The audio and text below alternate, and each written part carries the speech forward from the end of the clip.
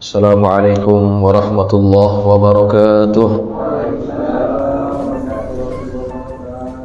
Alhamdulillahi rabbil alamin. Wa bihi nasta'inu ala umuri dunya waddin. Wassalatu wassalamu ala asyrafil mursalin sayyidina wa maulana Muhammadin wa ala alihi wa ashabihi ajma'in. Subhanaka la ilma lana illa ma 'allamtana innaka antal alimul hakim. Rabbi shrah li sadri wa yassir li amri wahlul 'uqdatam min lisani yafqahu qawli, amma ba'du. Fa inna asdaqal hadits kitabullah ta'ala wa khairal hadi hadi Muhammadin sallallahu alaihi wasallam wa syarrul umuri muhdatsatuha wa kullu muhdatsatin bid'ah wa kullu bid'atin dhalalah wa kullu dhalalatin finnar. Hadirin jamaah Majelis rutin malam Jumat yang dirahmati Allah sekalian, alhamdulillah pada malam hari ini kita dimudahkan langkah oleh Allah untuk hadir di tempat yang mulia ini dalam rangka kita mengkaji, mempelajari perjalanan hidup baginda Rasulullah sallallahu alaihi wasallam yang diceritakan dalam kitab Maulid Simtud Durar yang dikarang oleh Al-Habib Ali bin Muhammad bin Husain Al-Habsyi rahimahullahu ta'ala rahmatan wasi'ah. Mudah-mudahan rutinitas kita ini merupakan satu rutinitas yang bernilai ibadah di mata Allah. Kita hidupkan malam Jumat dengan kita banyak membaca perihal baginda Rasulullah, dan tentunya ketika kita banyak membaca tentang perjalanan hidup baginda Rasulullah, pada saat itu juga akan banyak salawat yang kita lantunkan sesuai dengan perintah Nabi untuk kita memperbanyakkan salawat pada setiap malam Jumat dan juga pada hari Jumat. Dan setiap salawat yang kita sampaikan akan dibentangkan, akan ditunjukkan di hadapan baginda Rasulullah sallallahu alaihi wasallam, sehingga dengan begitu kita berharap bahwa Rasulullah akan mengenali kita, akan memberikan bantuan dan syafaatnya kepada kita pada nanti hari akhirat. Amin ya rabbal alamin. Hadirin jamaah yang dirahmati Allah, malam ini kita akan masuk pada bahasan ataupun fasal yang ketujuh, ya. Fasal yang ketujuh adalah fasal yang berada sebelum mahallul qiyam, ya. Bismillahirrahmanirrahim. Qala Syekhul Musannif rahimahullahu taala wa ghafara lahu wa liwalidayhi wa li masyaikhihi wa nafa'ana bi ulumihi fid dharain amin. Fahina qurba awanu wad'i hadzal habib, dan ketika dekat masa kelahiran kekasih ini, a'lanatis samawati wal arduna wa man fihinna bitarhib, langit-langit dan juga bumi dan orang-orang yang berada di dalamnya mengumandangkan penghormatan, wa amtarul judil ilahiyyi ala ahlil wujudi tazij, dan hujan kemurahan ilahi ke atas penghuni dunia ini turun begitu deras, wa alsinatul malaikati bitabsyiri lil alamina ta'ij, dan lisan para malaikat itu mengucapkan kabar gembira, kabar bahagia pada penghuni alam semesta ini. Hadirin jamaah yang dirahmati Allah, pengarang kitab menceritakan keadaan sebelum baginda Rasulullah sallallahu alaihi wasallam dilahirkan. Digambarkan oleh pengarang kitab bahwa penghuni alam semesta ini, baik yang ada di langit ataupun yang ada di bumi, semuanya menyambut kelahiran baginda Rasulullah sallallahu alaihi wasallam. Di sini pengarang kitab mengatakan wa alsinatul malaikati bitabsyiri lil alamina tahij. Lisan para malaikat mengumandangkan, mengucapkan kabar bahagia kepada alam semesta ini. Nah, ini riwayatnya dari mana? Kalau kita kaji, ada satu riwayat yang riwayat ini berasal daripada Ka'bul Ahbar. Ka'bul Ahbar ini siapa? Ka'bul Ahbar ini adalah seorang tabi'in yang dia termasuk dari kalangan ahlul kitab. Ka'bul Ahbar, beliau ini sangat menguasai kitab-kitab terdahulu. Kisah-kisah yang berasal daripada Bani Israel itu banyak dikuasai oleh beliau. Nah, kisah-kisah itu disebut dengan Israiliyat. Ya, kisah yang berasal daripada Bani Israel itu namanya Israiliyat. Bagaimana boleh atau tidak kita menceritakan kisah Israiliyat? Dalam hal ini ada sebuah riwayat, ada sebuah hadis, kata Nabi, hadithu an Bani Israila wala haraj. Ceritakanlah tentang kabar daripada Bani Israel, tidak ada masalah, tidak mengapa.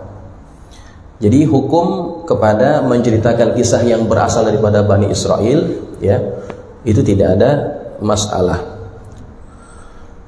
Dalam riwayat yang lain, la tusaddiquhu wa la tukadzibunahum. Jangan kalian percayai 100%, tapi kalian jangan juga dustakan 100%. Ya. Kalau mau cerita silakan cerita, tidak ada masalah. Ada Israiliyat yang memang jangan untuk disampaikan ataupun dipercayai. Ada beberapa yang dilarang.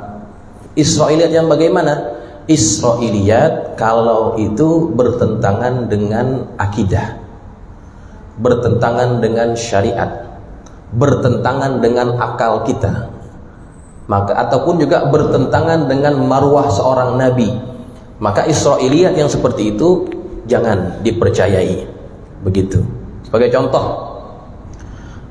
contoh ada riwayat Israiliyat tentang sakitnya Nabi Allah Ayyub alaihissalam. Nabi Ayyub kan sakit, tapi tidak disebutkan penyakitnya apa. Dalam banyak riwayat disebutkan sakitnya Nabi Ayyub itu adalah sakit kulit, ya. Digambarkan dalam riwayat tersebut, ada satu riwayat Israiliyat, itu kulit Nabi Ayyub sampai dihinggapi oleh belatung. Saking banyaknya itu belatung, Nabi Ayyub tidak mau untuk membuangnya. Jadi kalau Nabi Ayyub mau sholat, belatungnya ditaruh dulu, nanti habis sholat ditaruh lagi. Itu riwayatnya ada. Yang begini bagaimana? Yang ini jangan dipercaya. Kenapa? Karena bertentangan dengan marwah seorang nabi. Gak mungkin Nabi sakit, seorang nabi sakitnya begitu parah, menjijikkan gitu ya. Sakit memang sakit, tapi sakitnya apa? Itu tidak dibahas dan tidak ada riwayat yang menjelaskan secara pasti, ya. Tapi itu merupakan hanya daripada Israiliyat. Yang seperti itu ditolak. Nah, yang ini riwayatnya daripada Ka'bul Ahbar disebutkan dalam kitab ini. Anwarul Muhammadiyah disebutkan. Daripada beliau Ka'bul Ahbar, annahu nudiya tilkal lailah minas fis sama'i wasifaiha wal ardi wa bitaiha, bahwasanya dipanggil pada malam itu daripada langit dan juga daripada bumi dan juga penghuninya, annan nural maknun alladhi minhu Rasulullah SAW, yastakirul lailata fi batni Aminah, bahwasannya cahaya yang telah disimpan itu yang di dalamnya ada baginda Rasulullah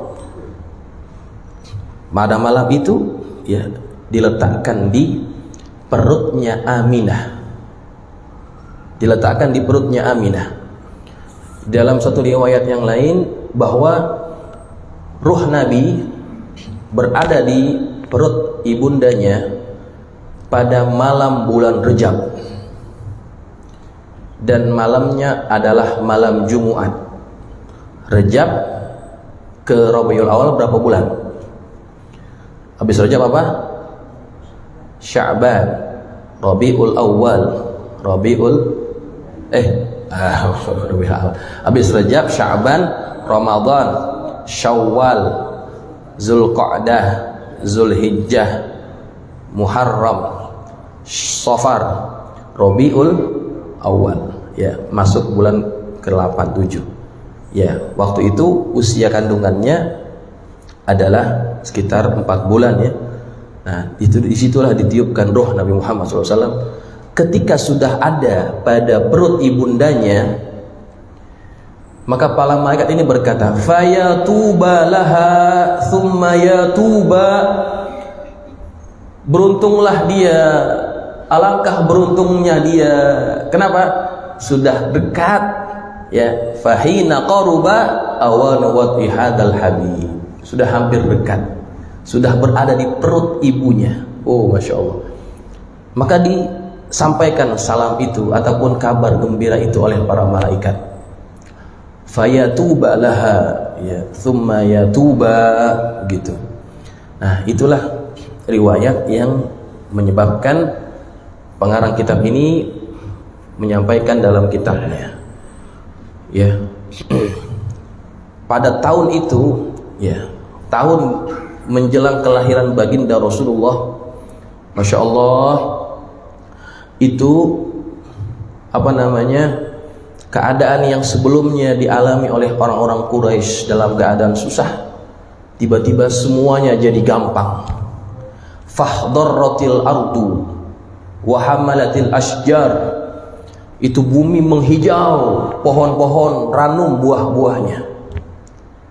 Nah, itu bagian dari apa? Amtarul judil ilahi ala ahlil wujudi tazij, hujan kemurahan, hujan kebaikan daripada Allah kepada penduduk bumi menjelang kelahiran baginda Rasulullah sallallahu alaihi wasallam. Itu maksudnya. Makanya tahun kelahiran Nabi disebutkan dengan sanatul fathi wal ibtihaj, tahun pembukaan, tahun kemenangan, juga tahun kegembiraan ya, sanatul fathi wal ibtihaj. Girang, semua orang waktu itu yang ada di Mekah khususnya, semua girang, tanaman hijau, buah-buahan ranum ya, anak laki yang lahir pada waktu itu semuanya anak laki, seperti yang kita cerita pada bulan yang lalu. Yang lahir pada tahun itu semuanya laki. Kenapa laki? Karena menggembirakan ya para penghuni bumi khususnya yang ada di Mekah. Orang kalau dapat anak laki itu, orang Mekah, orang Arab itu sangat girang sekali, bahagia, girang. Nah, itu namanya bagian daripada wa amtarul judil ilahi ala ahlil wujudi tazij. Baik, jamaah yang dirahmati Allah sekalian. Ada riwayat yang lain bahwa Nabi sebelum dilahirkan memang disambut dengan berbagai macam peristiwa yang menakjubkan. Tahun itu selain disebut dengan tahun kemenangan, tahun kegembiraan, dikenal juga dengan sebagai tahun gajah, Amul Fil. Jarak antara Nabi dilahirkan dengan serangan tentara bergajah itu cukup dekat waktunya ya. Pada waktu itu kita sama-sama mengetahuinya bahwa Ka'bah akan dihancurkan oleh Abrahah ya. Saya tidak cerita secara detail karena kita sudah pernah bahas barangkali ya. Abrahah datang daripada negeri Yaman, ya, dari Son'a. Dia bawa pasukan bergajah untuk menghancurkan Ka'bah. Apa motif utamanya? Motif utamanya adalah dengki, marah, ya.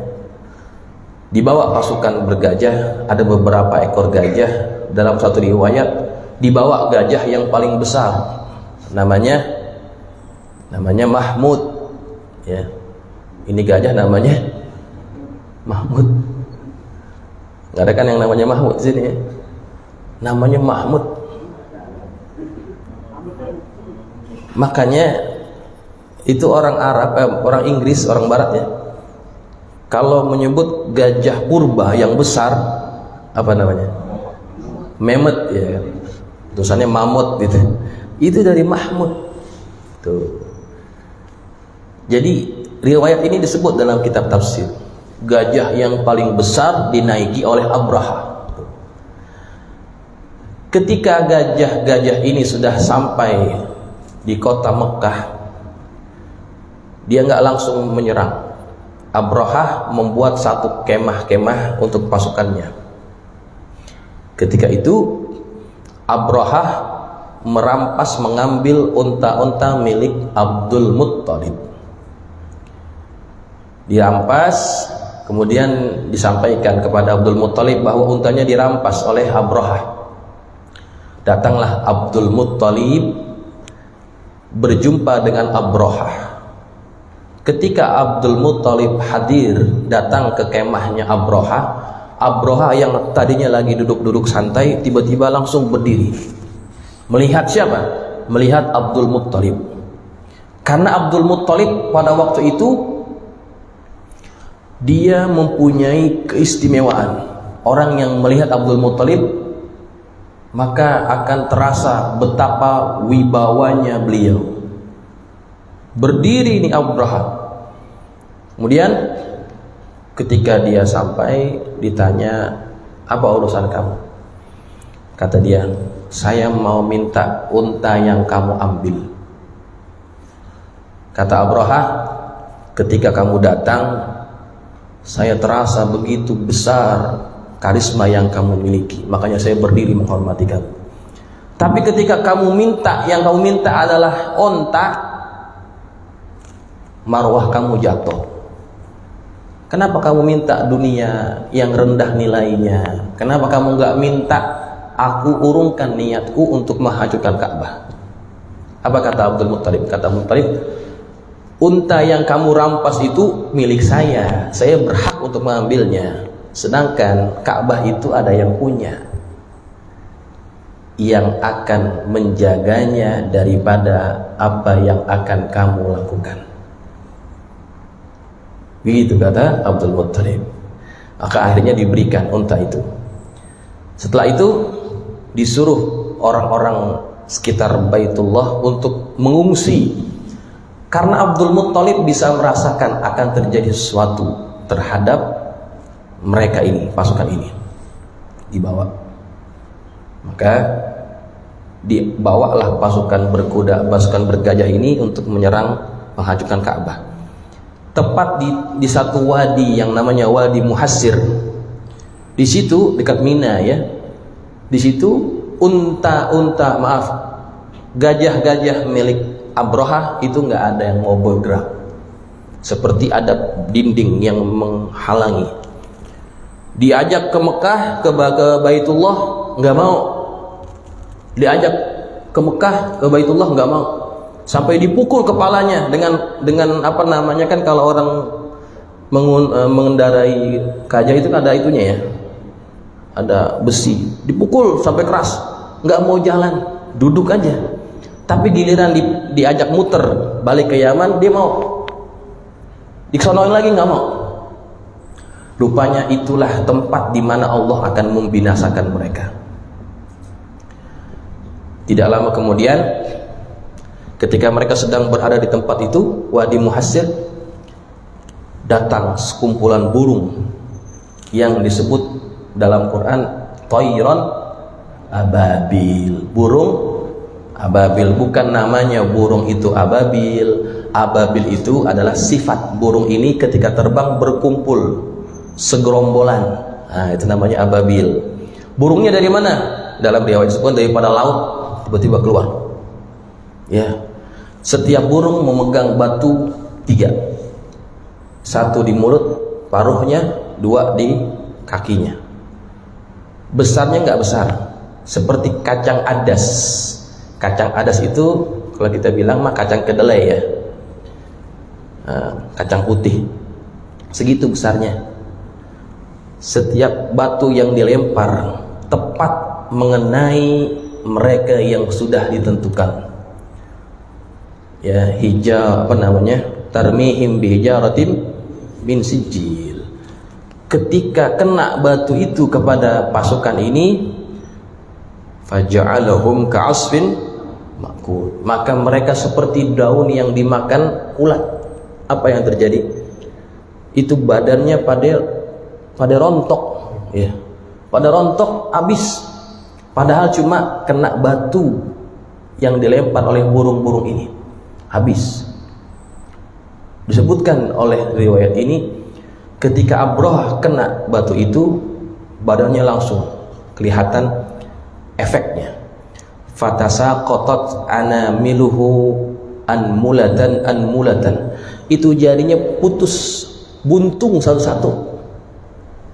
Satu ini jantung dibuntung, terus jalan sampai ke Yaman, putus semuanya nih.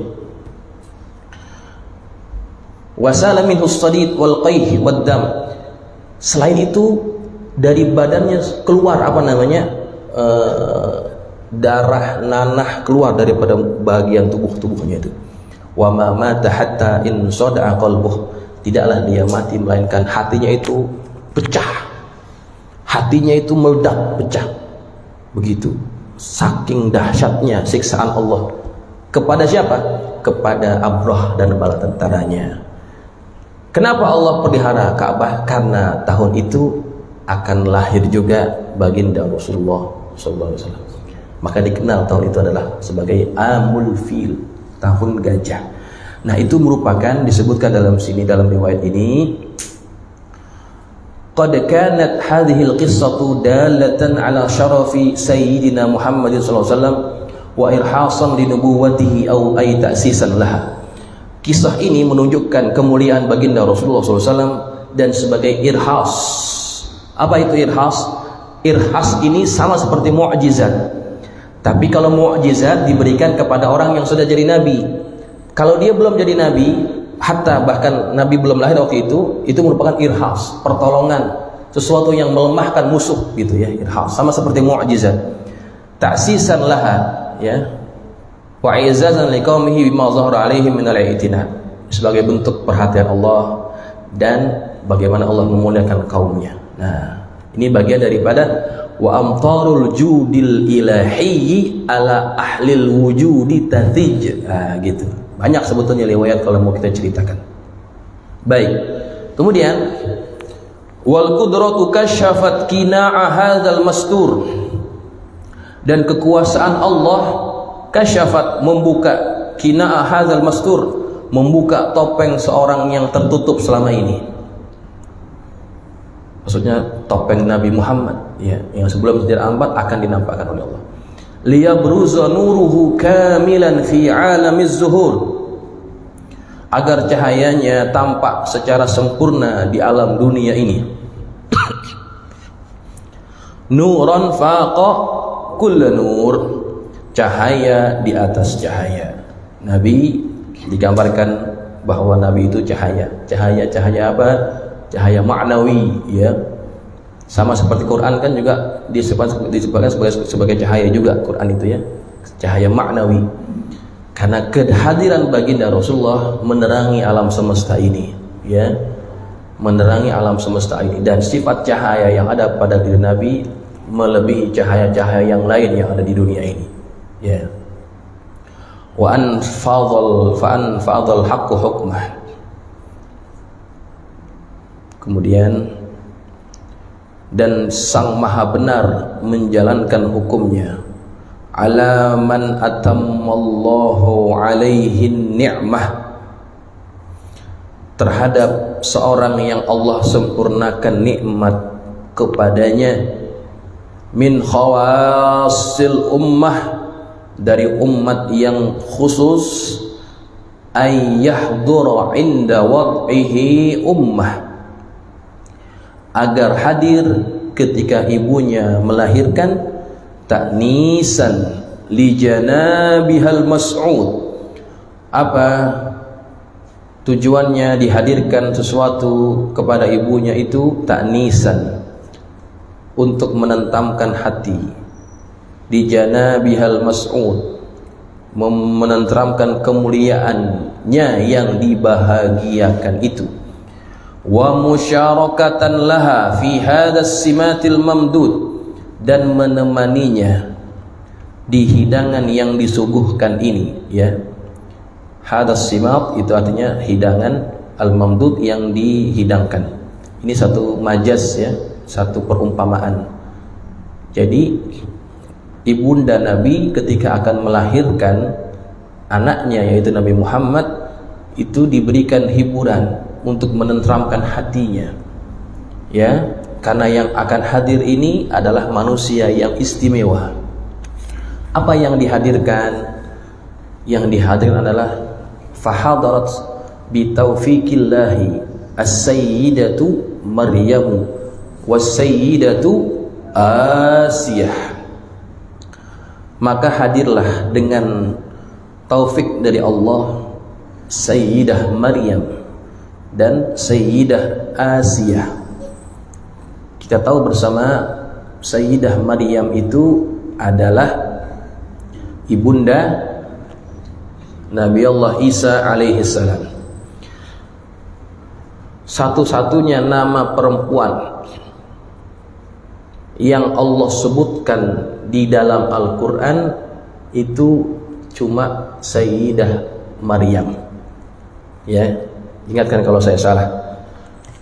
Tidak ada nama lain yang Allah sebutkan namanya di dalam Al-Quran melainkan hanya Maryam. Menunjukkan apa? Menunjukkan bahwa wanita ini adalah wanita istimewa, ya.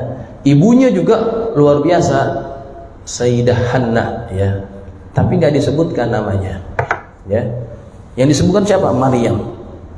Sampai ada satu surah yang diberi nama dengan namanya, yaitu surah Maryam. Masya Allah. Jadi wanita ini wanita istimewa. Nah, itu dihadirkan oleh Allah Subhanahu wa Ta'ala untuk menemani ibunda baginda Rasulullah, yaitu Aminah. Satu lagi siapa? Sayyidah Asiyah. Sayyidah Asiyah adalah istri siapa? Istrinya Fir'aun yang memilih beriman dengan Tuhannya Nabi Musa walaupun mesti menghadapi siksaan dan cobaan. Di dalam Al-Quran ada disebutkan kisah beliau, tapi tidak disebutkan namanya.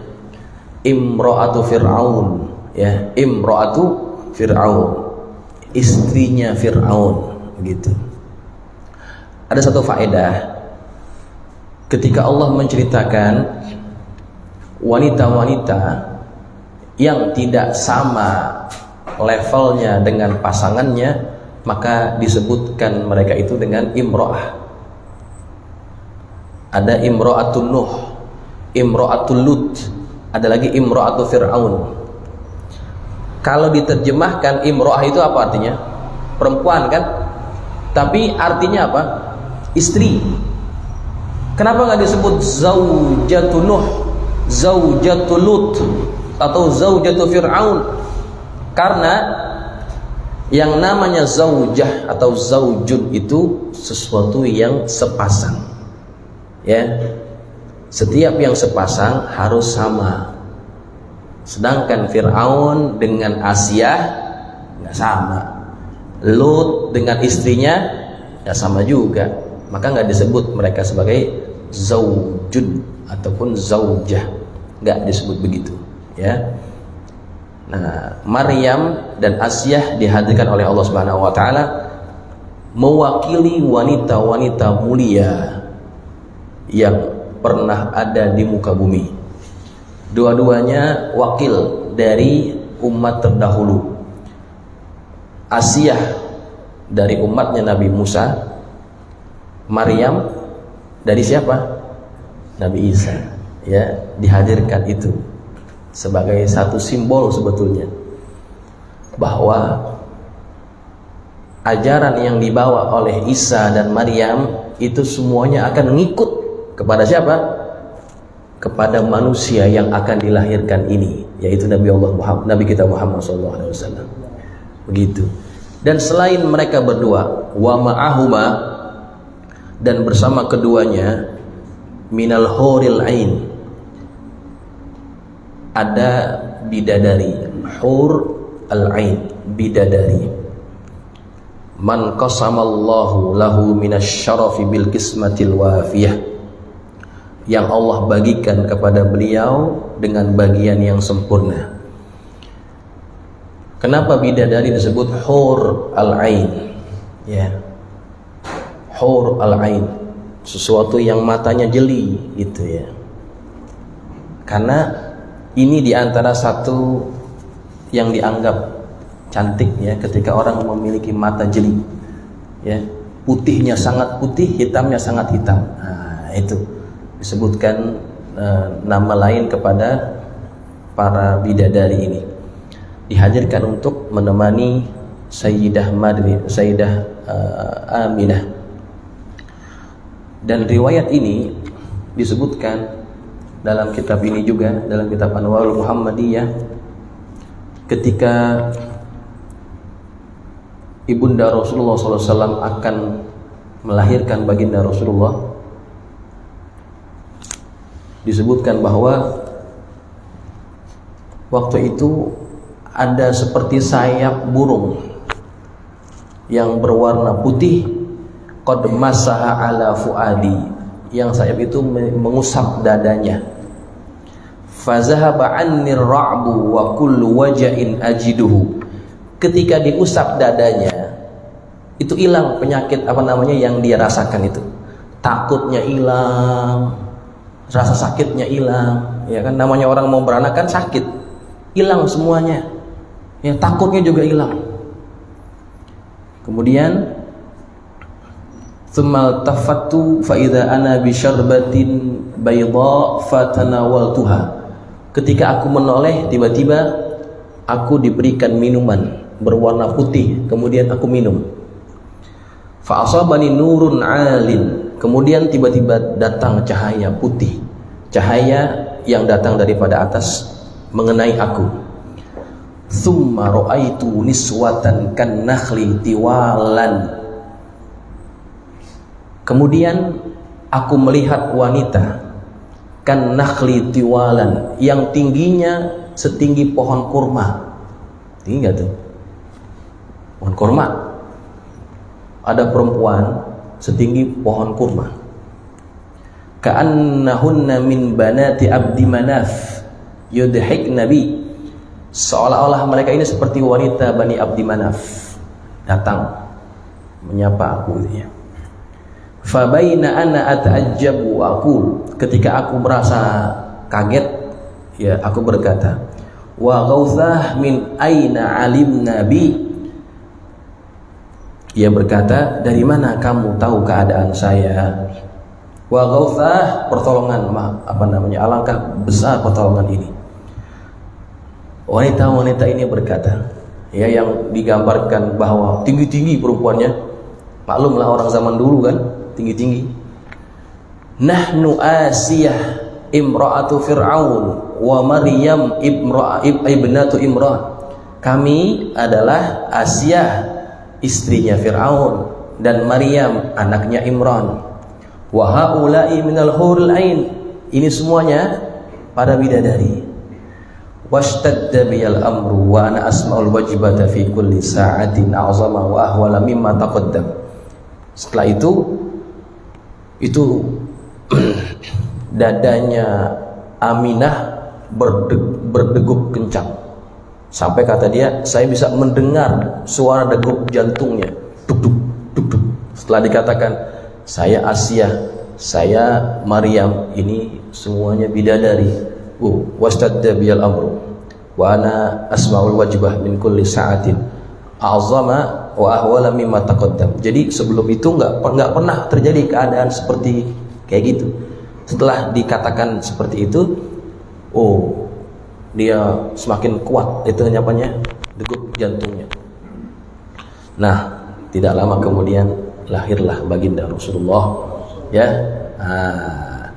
Jadi menyambut kehadiran manusia yang agung baginda Rasulullah sallallahu alaihi wasallam. Kemudian fanfalaqa subhul kamali minan nuri an amud, lalu terbelahlah pagi kesempurnaan dari cahaya daripada tiang-tiang. Wa barazal hamidul mahbud, dan hadirlah nabi yang memuji dan dipuji. Mud'inan lillahi bitta'zimi wassujud, yang mana tunduk kepada Allah dengan mengagungkan dan juga dalam keadaan sujud. Ini satu riwayat mengatakan begitu ya. Nabi Muhammad ketika lahir dia dalam keadaan tunduk kepada Allah, dalam keadaan sujud mengagungkan Allah Subhanahu wa taala. Dalam satu riwayat disebutkan begitu. Setelah ini nanti akan disebutkan bagaimana keadaan fisik Nabi ketika dilahirkan. Ya. Pasal yang ke-8. Wahina baroza, itu akan disebutkan bagaimana keadaan fisik Nabi ketika Nabi dilahirkan. Nanti kita akan bahas lebih jauh. Baik, inilah berkaitan dengan pasal yang ke-7, yaitu pasal yang menceritakan peristiwa menjelang kelahiran baginda Rasulullah sallallahu alaihi wa ala alihi wa sahbihi wasallam. Mudah-mudahan menambah lagi kefahaman kita berkaitan dengan baginda Rasulullah sallallahu alaihi wasallam, betapa Allah memuliakan Nabi kita Muhammad sallallahu alaihi wasallam. Dan ada juga riwayat-riwayat yang disebutkan bahwa sebelum Nabi itu dilahirkan, ibunya dimimpikan bahwa dia akan melahirkan seorang anak, yang anak ini akan menjadi Sayyidul Alamin, Sayyidul Anam, pemimpin alam semesta ini. Ya, begitu juga dengan Abdul Muttalib, dimimpikan bahwa dia akan memiliki keturunan yang akan menjadi pemimpin manusia seluruhnya. Inilah baginda Rasulullah sallallahu alaihi wa alihi wasallam. Baik jamaah yang dirahmati Allah, inilah yang dapat kita kupas pada malam hari ini. Mudah-mudahan bermanfaat. Al-Fatihah. Alhamdulillah.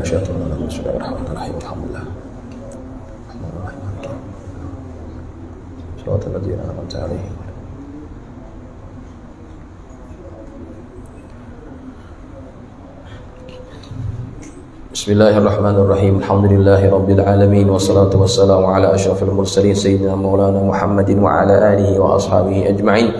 Allahumma anfa'na bima 'allamtana wa 'allimna ma yanfa'una. Allahumma zidna wa la tanqusna wa akrimna wa la tuhinna wa atina wa la tahrimna wa athirna wa la tu'thir 'alaina wa ardina wa radu 'anna. Allahumma inna nas'aluka bihaqqi Fatimata wa abiha wa wa'liha bani iftah 'alaina wa 'ala auladina wa talamizina futuhal 'arifin. فقهنا وإياكم في الدين وارزقنا كمال الإخلاص واليقين. اللهم ارزقنا فهم النبيين وحفظ المرسلين وإلهام الملائكة المقربين برحمتك يا أرحم الراحمين. اللهم اجعلنا من الذين يستمعون القول فيتبعون أحسنه. وصلى الله على سيدنا محمد وعلى آله وصحبه وسلم. والحمد لله رب العالمين.